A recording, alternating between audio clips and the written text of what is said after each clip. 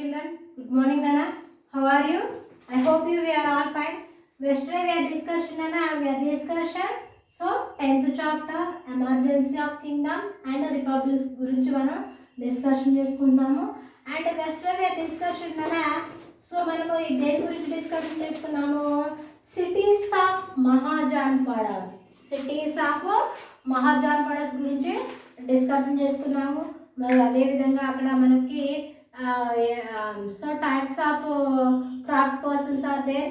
We are discussion yesterday types of and దేని గురించి discussion, craft persons గురించి డిస్కషన్ చేసుకున్నాము. అండ్ అదేవిధంగా ఇంకా చక్కగా ఆ కాలంలో ఎవరెవరు ఉన్నారు ఏంటనేది తెలుసుకున్నాము. మరి అదేవిధంగా ఇంకా మనకి వర్తకం పర్పస్గా అది మనం ఏం ఉపయోగించాలని తెలుసుకున్నాము.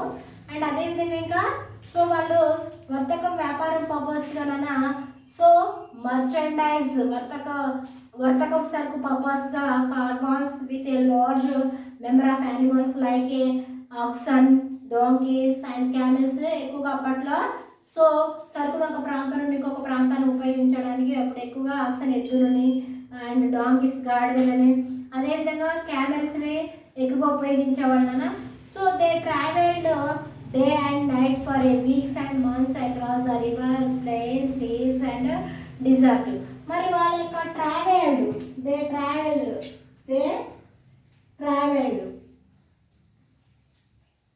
వాళ్ళ యొక్క ప్రయాణం ఏ విధంగా ఉండేది నాన్న? ట్రావెల్డ్ వాళ్ళ యొక్క ప్రయాణం ఏ విధంగా ఉండేదంటే so day and night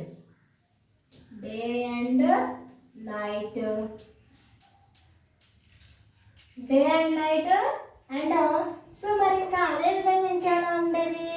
so weeks and months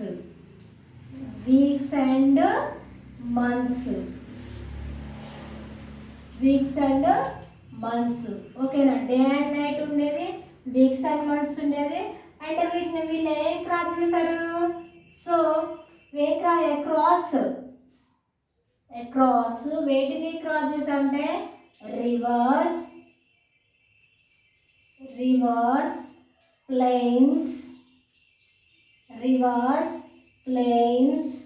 and so ఇంకా ఏమిటంటే నాన్న హిల్స్ అండ్ డిజర్ట్స్. ఈ విధంగా ఈ విధంగా వీళ్ళు ఏం చేశారంటే వర్తకం పర్పస్గా వీళ్ళు ప్రయాణం డే అండ్ నైట్ చేసేవాళ్ళు. ఒకరోజు వారాలు పట్టేవి అండ్ నెలలు పట్టేవి. ఈ విధంగా వీళ్ళు నదులని, ప్లెయిన్స్ని అండ్ అదేవిధంగా కొండల్ని, అడవి డిజర్ట్ ఎడారి ప్రాంతాలు సైతం వెళ్ళి వీళ్ళు సో వర్తక వ్యాపారం చేసేవాళ్ళు అనమాట. So they made so much of profit that they could live in a places with a dozens of a servants and a slave so serving them. మరి అదేవిధంగా వీళ్ళకి ఎలా ఉండేదంట? They made much profit. వీళ్ళకి ఏంటంట? సో చాలా ఎక్కువ much profit. వీళ్ళకి ఎక్కువగా ఏముండేదంటే మచ్ ప్రాఫిట్ అంటే ఎక్కువ లాభం ఉండేది. దానివల్ల వీళ్ళ దగ్గర ఏంటంట ఎక్కువగా ఎవరు ఉండేవాళ్ళట? సో ప్లేసెస్లో డజన్ ఆఫ్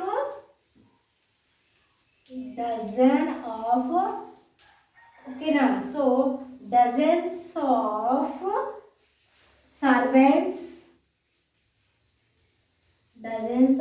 సర్వెంట్స్ అండ్ ఇంకా వీళ్ళ దగ్గర సర్వెంట్స్ ఉండేవాళ్ళు అండ్ అదేవిధంగా స్లేవ్స్ ఉండేవాళ్ళు. ఓకేనా. వీళ్ళందరూ కూడా సో డజన్లో ఉండే వర్కర్లు ఉండేవాళ్ళు. అదేవిధంగా వాళ్ళు ఎప్పుడు సో బానిసకి అక్కడే వర్క్ చేసేవాళ్ళు, బాగా శ్రమపడి అనుక్షణం వర్క్ చేసేవాళ్ళు స్లేవ్ బానిస అంటారు. కష్టపడి శ్రమించే అనుక్షణ అక్కడే పనిచేయటం అనమాట. ఓకేనా. The people of the towns would have a so needed a grain, milk, meat etcetera.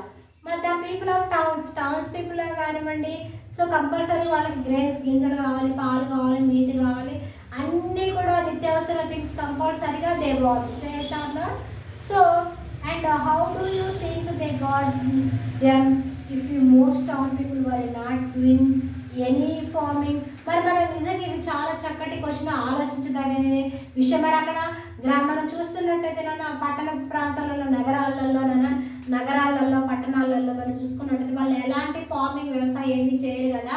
మరి ఇవన్నీ కూడా వాళ్ళకి ఎలా వస్తున్నాయి, ఏ విధంగా పొందుతున్నారు అంటే ఇవన్నీ కూడా ఏంటంటే ఒక ప్రాంతం నుండి ఇంకొక ప్రాంతానికి చక్కగా మనం పండించే ప్రొడక్ట్ ఉత్పత్తి, water it may be paddy and crops కానివ్వండి, అండ్ మిల్క్స్ కానివ్వండి, pulses, water it may be అన్నీ కూడా మనం ఒక ప్రాంతం నుండి ఇంకొక ప్రాంతం ఎగుమతులు దిగుమతులు చేయడం వల్ల ప్రతిదీ కూడా మనకి చక్కగా అన్నీ కూడా గ్రెయిన్స్ కానీ, మిల్క్ కానీ, మీట్, వాటర్ అన్నీ కూడా మనకి చక్కగా అందుబాటులోకి వస్తున్నాయి అన్నమాట. ఓకేనా. సో నెక్స్ట్ వన్ మనం టుడే డిస్కషన్ అన్న. So Kings army and tax, మరి రాజుల యొక్క ఆర్మీ ఏ విధంగా ఉంది, మరి అదేవిధంగా సో అండ్ ట్యాక్సెస్ అంటే పన్నులు ఏ విధంగా విధించాలో చూద్దాం. Most of the Mahajanapadas so ruled by the kings. అప్పట్లో ఎక్కువగా ఏముండదు, మోస్ట్ ఆఫ్ ఎక్కువగా ఏముండదు, most of so మహాజాన్పడాస్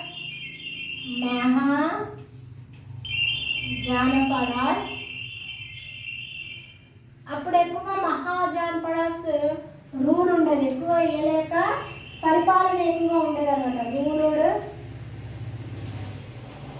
ruled by Kings, ఎక్కువగా వారి యొక్క పాలన ఎవరు పరిపాలించారు, రూల్డ్ బై కింగ్స్, రాజులు ఎక్కువగా పరిపాలించేవాళ్ళు అనమాట. ఓకేనా. So these A Kings and had an army of their own to the ensure that the people are followed sorry nana. So their addresses and no other king so attacked their kingdom. మరి అదే విధంగా అప్పట్లో these Kings ఈ రాజులు ఏం చేస్తారు, had army, వీళ్ళకి ఏముండేదంటే army వాళ్ళు ఉండేవాళ్ళు అనమాట. ఓకేనా.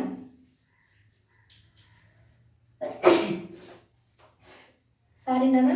సో అదేవిధంగా వీళ్ళ దగ్గర ఎందుకంటమ్మా ఈ రాజు యొక్క పరిపాలన ఏదైతే ఉందో వీళ్ళు హ్యాడ్ ఏముండేదంటే ఆర్మీ యొక్క సైన్యం ఉండేదండి, దేరే ఓన్, వీళ్ళకి సొంతంగా వీళ్ళే ఏర్పాటు చేసుకున్నారు. పీపుల్ ఫాలోడ్ దేర్ ఆర్డర్స్, ప్రజలందరూ కూడా వీళ్ళ యొక్క ఆర్డర్ని ఫాలో అయ్యేవాళ్ళు. అండ్ నో అదర్ కింగ్, ఇంకా మిగతా రాజులు అటాక్ ఈ కింగ్డమ్ పైనకి. సో ఇలా కింగ్డమ్ ఏదైతే ఉందో వీళ్ళ రాజ్య పరిపాలన పైన వేరే వాళ్ళు సో ఏంటిది కింగ్డమ్స్ పైన ఏరే రాజులు అటాక్ చేయకోకుండా ఆర్మీ సైన్యాన్ని వీళ్ళే స్వయంగా ఏర్పాటు చేసుకున్నారు అనమాట. ఓకేనా. So they lived in a capital cities, వాళ్ళందరూ కూడా క్యాపిటల్ సిటీస్లో నివసించేవాళ్ళు. And try to the building strong and fortresses of a wood, stone, brick and mud. So see figure 10.2. ఇక్కడ హియర్ హ్యావ్ ఏ ఫిగర్ 10.2 దనా 10.2 is there the fort of a and కసుంబాబాయ్ city. కసుంబాబాయ్ సిటీలో ఫోర్ట్ని వాళ్ళే కోటల్ని ఈ విధంగా నిర్మించుకుంటున్నారని మన ఫిగర్లో చూపించాడు. అండ్ అదేవిధంగా figure 10.3 a king a so riding out of a town ఫోర్ట్లో ఏ విధంగా రైడ్ చేస్తున్నారో సో రాజుగారిది ఇక్కడ మన చిత్రపటం చూపించడం అనేది జరిగింది అనమాట. ఓకేనా. సో అదేవిధంగా అప్పట్లో ఎక్కువగా క్యాపిటల్ సిటీస్లో ట్రైడ్ బిల్డింగ్ కట్టడానికి చాలా స్ట్రాంగ్గా ఉండడానికి ఫోర్ట్రెస్ ఎక్కువ ఏం ఉపయోగించారంటే వాళ్ళు would stone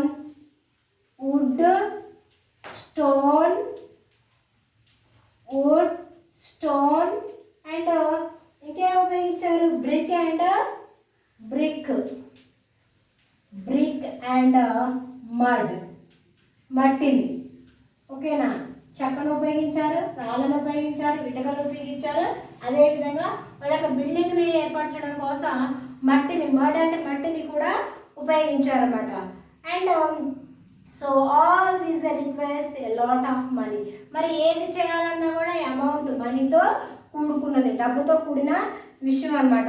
the soldiers and their so families had to be the so provided for the brickmakers who make a lakhs of bricks had to be paid for the thousands of men and women who worked the construct the public building had to be the so paid wages.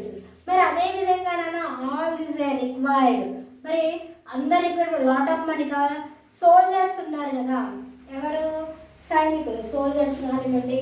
మరి and అదేవిధంగా మనకి వీటన్నిటికి కూడా amount pay చేయాల్సి వస్తుంది అమ్మా. So ఎస్ఆను so ఇక్కడ చూసుకున్నట్టయితే మనము చూస్తే కదా సోల్జర్స్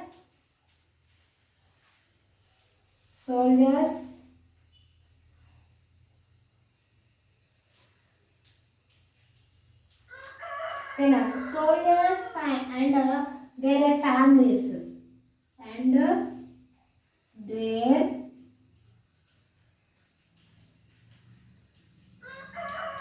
families. మరి సోల్జర్స్ అండ్ అదేవిధంగా వాళ్ళ కుటుంబ సభ్యులు ఏదైతే ఉన్నారో మరి హ్యాడ్ ప్రొవైడెడ్ వీరికి ఏం కల్పించారు. సో ద బ్రిక్స్ మ్యానర్స్ ఉంటారు కదా,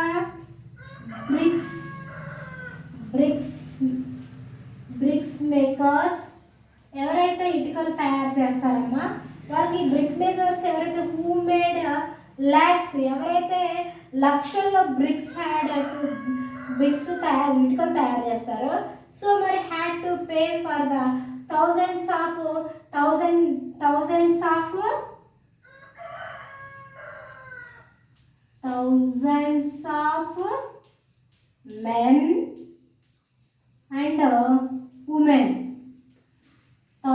of men and women. Thousands of men and women కి ఏంటదమ్మా ఇక్కడ. So men and women who work the constructed. మరి ఈ కన్స్ట్రక్టెడ్ ఎవరైతే చేస్తున్నారో వాళ్ళకి మొత్తం కూడా ఏంటది కన్స్ట్రక్ట్ ఇస్తే so republic building had to been a paid wages. ఎవరైతే ప్రజాస్వామ్యం ఈ బిల్డింగ్స్ నిర్మిస్తున్నారో వీళ్ళకి కంపల్సరిగా ఏం చెల్లించాలి. సో వేజెస్ అంటే ఏంటన్నా వేతనాలు. మరి వాళ్ళు ఎంతో కష్టపడి పనిచేశారు, వాళ్ళు పడ్డ కష్టానికి ఫలితంగా కంపల్సరీగా మనం ఏం చెల్లించాల్సి ఉంటుంది అంటే సో అమౌంట్ వేతనాలు చెల్లించాల్సి ఉంటుంది అనమాట. సో అండ్ ద గోల్డ్ పట్ల also had to the define the village from the out cider. మరి అదేవిధంగా సో ద గోల్డ్ పట్ల ఏదైతే వాళ్ళు కూడా దేనిపై డిపెండ్ అవుతున్నారంట, విలేజ్ ఫ్రమ్ అవుట్ సైడ్ పైన ఎక్కువ డిపెండ్ అవుతున్నారు. So at a such times all villages would came together and fight behalf the village. మరి అదేవిధంగా ఎట్ ఏ సచ్ టైమ్స్ ఒక్కొక్కసారి కొన్ని సమయాలలో ఆల్ విలేజెస్ అన్ని గ్రామస్తులు కూడా వుడ్ కేమ్ అండ్ ఒక దగ్గరికి వచ్చి అక్కడ సో గ్యాదర్ అయ్యి fight on the behalf the villages. So వీళ్ళ గ్రామీణ ప్రాంతాలతో ఫైట్ చేయడం అనేది జరిగింది. We also saw that we meet the expenses of so entertaining guests and holding festivals from the extra income he got from the one day labour of the villages on his fields. మరి అదేవిధంగా వీళ్ళకి ఏంటది, వీళ్ళకి కూడా గ్రామీణ ప్రాంతాలలో ఉన్న వీళ్ళకి కూడా ఏంటదమ్మా ఇక్కడ ఉన్న ప్రతిదీ కూడా వి ఆల్సో సా వాళ్ళందరూ కూడా చూస్తున్నారు కదా. అండ్ హీ మీట్ ఆల్సో వాళ్ళు కూడా కలుస్తున్నారు. మెట్ వాళ్ళ యొక్క ఎక్స్పెన్సెస్ ఏవైతే ఉన్నాయో ఎక్స్ట్రానింగ్ గెస్టెస్ కానివ్వండి, హోల్డింగ్ ఫెస్టివల్స్ పండుగలు కానివ్వండి, ఎక్స్ట్రా ఎక్కువగా వచ్చిన ఇన్కమ్ ఆదాయం మొత్తం విలేజర్స్ కానివ్వండి ఇస్ ఎ ఫీల్స్ ఏదైనా సరే కూడా ఏదైనా వాళ్ళకి సమాన హక్కు సమానత్వం ఉంటుందని అంటున్నారు. But such income was a far too little for a tribal headman to become a rich or a few so powerful. మరి అదేవిధంగా బట్ కానీ సచ్ ఇన్కమ్ ఏదైతే కొంత ఆదాయం ఉందో ఆదాయం ఏమవుతుంది far to little for a tribal headman. ఈ ట్రైబల్ హెడ్మ్యాన్ ఎవరైతే ఉంటారో ఆయనకి అతను ఏమవుతుందంట tribal headman became rich or powerful, చాలా ధనికుడు అవుతుందో అండ్ అదే అతను పవర్ఫుల్ కలిగే వ్యక్తిగా తయారవుతుంది అనమాట.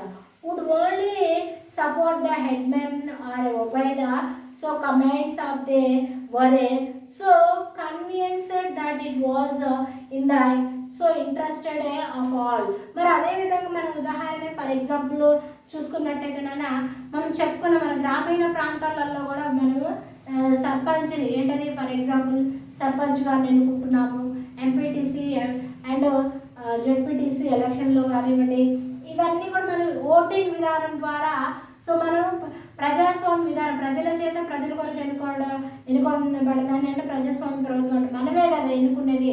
ప్రజలు ఎవరైతే మన గ్రామానికి మన రాష్ట్రానికి న్యాయం చేస్తారని నమ్మి మనం ఎంతో నమ్మిక ఉంచి మనం ఇవే సర్పంచ్ గారు మన గ్రామీణ ప్రాంతాన్ని ఆదర్శంగా తీర్చిదిద్దుతారని అందరూ కూడా సపోర్ట్ ఇచ్చి ఎన్నుకోవడం జరిగింది. అలాంటి నమ్మకంగా ఎన్నుకున్నప్పుడు కూడా సో వాళ్ళు కూడా ఎవరైతే సర్పంచ్ గారి కానివ్వండి, లేకపోతేనేమో సో ప్రధానమంత్రి గారి కానివ్వండి, ముఖ్యమంత్రి గారు ఎవరైతే వాళ్ళు కూడా మనం ఏవైతే ఆశలు వాళ్ళపైన పెట్టుకున్నారో ఆశలు వాళ్ళు కూడా నెరవేర్చే విధంగా ఉండాలి. అండ్ అదేవిధంగా ఇంట్రెస్టెడ్ ఆఫ్ ఆల్ అందరిపైన కూడా not only 1 person in our village, every person are equal in our sarpanch or what. గ్రామీణ ప్రాంతంలో ఉన్న ప్రతి ఒక్కరు కుల మత భేదం లేకుండా అందరూ కూడా సమానమే అనమాట. ఓకేనా.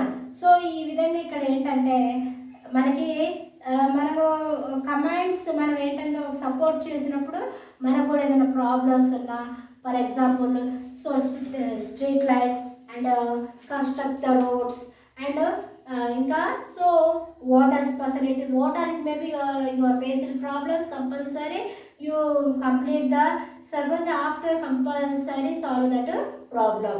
Okay now, so the picture figure 10.3 is from the and a sculpture and also Sanchi Satpura which were made about the 2000 years ago. ఇక్కడ ఇచ్చిన మనకి ఈ శాంచి సత్పురా అనేది ఎప్పుడు నిర్మించారంటమ్మా. So 2000 Sanchi Satpura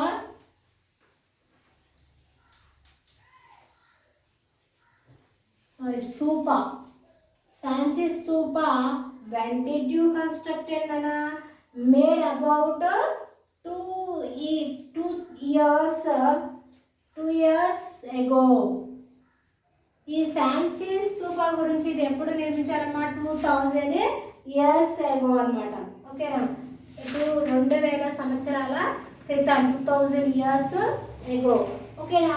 how can you identify the king? మరి మనకు we are observe some pictures are there. మనం రకరకాల పిక్చర్స్ని అబ్జర్వ్ చేస్తాము. అండ్ అదేవిధంగా మనకి చక్కగా టెక్స్ట్ బుక్లో కూడా ప్రతిదీ ఐడెంటిఫై, మరి ఆ మూమెంట్లో మనకి ఆ రాజు ఎవరు, ఆయన మనకి ప్రతిదీ కూడా ఇప్పుడు మన కాకతీయులు కానీ, చోళులు కానీ, అండ్ మౌర్యులు, గుప్తులు అందరూ చాలా రకరకాల వాళ్ళు పరిపాలించారు అమ్మా. వాళ్ళ యొక్క పరిపాలన మనకి ఇప్పుడు తెలుసు. శ్రీకృష్ణదేవరాయలు ఎవరంటే మనం చక్కగా ఫైండ్ అవుట్ చేయగలం. మదర్ తెరిసా గారు కానివ్వండి, అబ్దుల్ కలాం గారు కానివ్వండి, రుద్రమదేవి అందరిని కూడా ఫైండ్ అవుట్ చేయగలం. చేస్తాను విత్ ఇన్ పిక్చర్ చూపించి ఇలా ఎవరు అంటే ప్రతి ఒక్కరిని కూడా మనం చాలా చక్కగా అబ్జర్వ్ చేస్తామన్నమాట. ఓకేనా. So today end of this class నానా. Tomorrow will be condition this one. So how do you think did the kings manage to get the wealth needed for all this? ఇక్కడ క్వశ్చన్ ఇది చూడమ్మా. how do you think, ఒకవేళ నువ్వు how do you think ఆలోచిస్తే రాజులు చాలా చక్కగా manage చేశారు. Get the wealth needed for all this. Wealth సంపద పరంగా ఏం చేశారు? ఒక రాజు ఇంకొక రాజు మన కింగ్డమ్ గురించి పరిపాలన చేస్తే ఏ విధంగా చేశారో ఆ క్వశ్చన్ ఆన్సర్ రాయండి. అండ్ అదేవిధంగా హార్డ్ వర్డ్స్ కూడా రాసి సెండ్ చేయండి. ఓకేనా. బాయ్.